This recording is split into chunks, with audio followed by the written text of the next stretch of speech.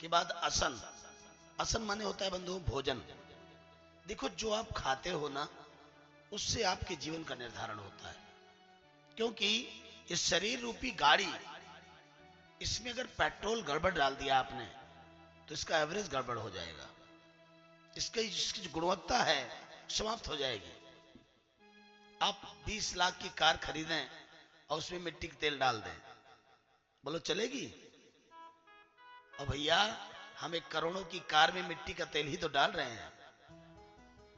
और नहीं तो बताओ गुटखा क्या है, सिगरेट क्या है, तंबाकू क्या है, बीड़ी क्या है, दारू क्या है, मुर्गा बकरी मांस जो खा रहे हो ये सब क्या है? जहरी तो है इसके लिए। इस शरीर के पोषण के लिए सरकार ने इतने सुंदर सुंदर ड्राई फ्रूट बनाए हैं, सुंदर सुंदर फल बनाए हैं, अन्न बनाए हैं।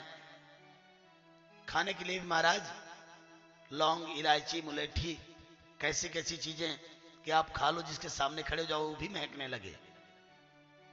और इसके बाद भी आप ऐसी चीजें खाते हो कि सामने वाला आपके सामने खड़ा हो तो दूसरी तरफ मुंह कर ले। हे भगवान, बदबू आ रही इनके मुंह से।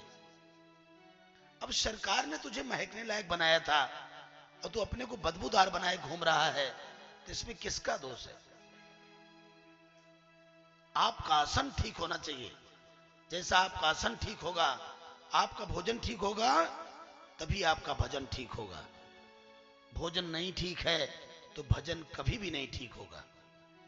जो लोग कहते हैं कि महाराज मेरा मन नहीं लगता पूजन में, वो झूठ बोलते हैं, उनका भोजन गड़बड़ है।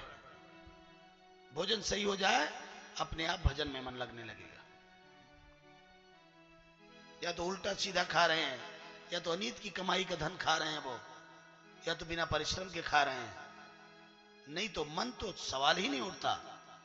आपको भगवान का पूजन किए बिना चैन ही नहीं आएगा। अन्न ठीक करो भाई, क्या खाएं, कब खाएं, कितना खाएं, कहां खाएं, कैसे खाएं, इस पर विचार करना बहुत जरूरी है। आप सब पढ़े लिखे लोग हैं, आप सब चाहें तो समाज में यह कुरीति जो बफर सिस्टम वाली चली है, इसको दूर किया जा सकता है। बंधुओं, इससे तौबा करो, अन्यथा एक दिन सब गड़बड़ हो जाएगा। और पागलपन की एक अच्छी बात बताऊं, हलवाई के पास हम जाते हैं, हलवाई अपनी शर्तों पर सामान लिखवाता है, अपनी शर्तों पर रुपया लेता है। एमडीएच का ही मसाला चाहिए, सारी चीजें वो लिखवाएगा। और जब मेरे यहां आएगा तो हमारी रसोई में जूता पहन करके भोजन बनाएगा। हम उससे इतना भी नहीं कह पाते कि भाई साहब जहां भोजन बना रहे हो वहां कांटा बोया गया है क्या, काले जूता चप्पल पहन भोजन बना रहे हो। हम इतना भी नहीं कह पाते, ये भी नहीं पूछ पाते कि तुम नहाए हो कि नहीं नहाए हो, किससे भोजन बनवा रहे हो तुम। लेकिन हम नंबर 1 का निमंत्रण चाहते हैं। हमारे यहां भोजन करने के लिए अच्छे अच्छे लोग आए, और उन अच्छे लोगों को हम कैसे भोजन बनवाए हैं इस पर किसी का ध्यान ही नहीं है।